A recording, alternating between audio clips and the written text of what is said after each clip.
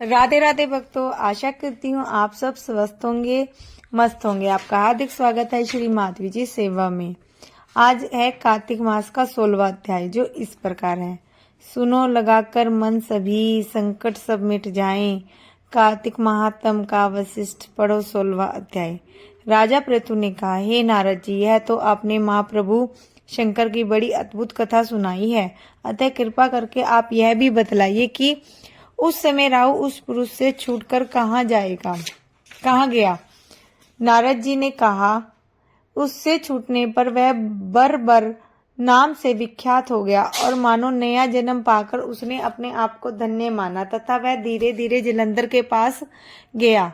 वहां उसने शंकर जी की चेष्टा कही। उसे सुनकर दैत्यराज को बड़ा क्रोध आया और उसने सब दैत्यों को सेना सजाने की आज्ञा दी। काल ने भी और शुंभ निशुंभ आदि सभी महाबली दैत्य तैयार होने लगे। एक से एक महाबली दैत्य करोड़ों की संख्या में निकल कर युद्ध के लिए तैयार हो गए। महाप्रतापी सिंधु पुत्र शिवजी से युद्ध के लिए निकल पड़ा।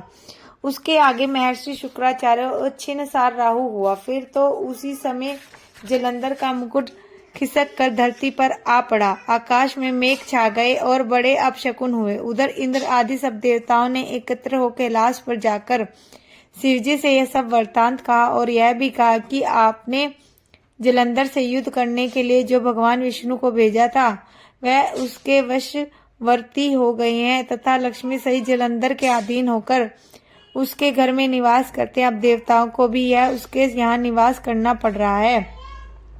अब वह सागर पुत्र आपसे युद्ध करने को आ रहा है, अतः आप उसे मारकर हमारी रक्षा करें। देवताओं से यह सब कुछ सुनकर शंकर जी ने भगवान विष्णु से पूछा, हे ऋषिकेश, युद्ध में आपने जलंधर का संहार क्यों नहीं किया और बैकुंठ को छोड़कर आप उसके घर कैसे चले गए। तब भगवान विष्णु ने हाथ जोड़कर शिवजी से कहा, उसे आपका अंशी या लक्ष्मी जी का भाई होने के कारण नहीं मारा है।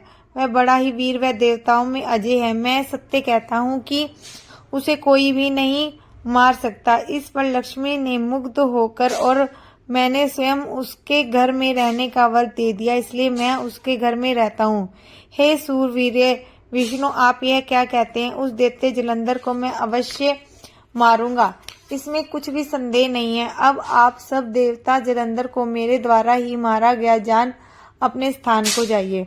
जब शंकर जी ने ऐसा कहा तो सब देवता संदेह रहित होकर अपने अपने स्थान को चले गए। ठीक उसी समय पराक्रमी जलंधर अपनी विशाल सेना के साथ कैलाश पर्वत को घेर कर सिंहनाद करने लगा। दैत्यों के नाद और कोलाहल से शिवजी क्रुद्ध हो गए। उन्होंने अपने नंदी आदि गणों को उसके साथ युद्ध करने की आज्ञा दे दी। कैलाश पर्वत के पास भीषण युद्ध होने लगा। दैत्यों ने अनेक प्रकार के अस्त्र शस्त्र बरसाने शुरू किए। भैरी, मृदंग, शंख और तीरों तथा हाथी घोड़ों रथों के शब्द से धरती कांपने लगी। युद्ध में कटकर मरे हुए हाथी, घोड़े और पैदलों का पहाड़ सा लग गया, जिससे कि युद्ध भूमि भी आगमय हो गई।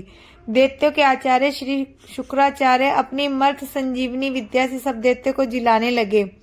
यह देखकर शिवजी के गण व्याकुल हो गए और उसके पास जाकर सारा वृतांत सुनाया। यह सुनकर भगवान रुद्र के क्रोध की सीमा न रही। वह अपने भयंकर रूप से दिशाओं को प्रज्वलित करने लगे।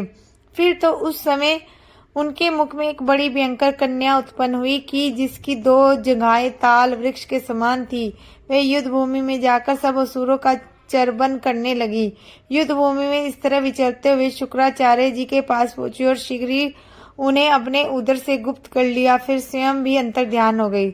शुक्र के गुप्त हो जाने से दैत्यों का मुख मलिन पड़ गया और वह युद्ध छोड़कर भागने लगे। इस पर शुंभ निशुंभ और काल नेमी आदि सेनापतियों ने अपने भागते हुए वीरों को रोककर शिव गणों पर बड़ा कठिन प्रहार किया। और ऐसा ही शिवजी के नंदी आदि वीर गणों ने, जिनमें गणेश और स्वामी कार्तिकेय भी थे, उन्होंने अपने गणों को रोककर दैत्यों से भीषण युद्ध किया। ये था कार्तिक मास का 16वां अध्याय। भक्तों, अगर आपको मेरी वीडियो पसंद आती है तो लाइक शेयर सब्सक्राइब करें। राधा रानी आप सब पर कृपा बरसाए।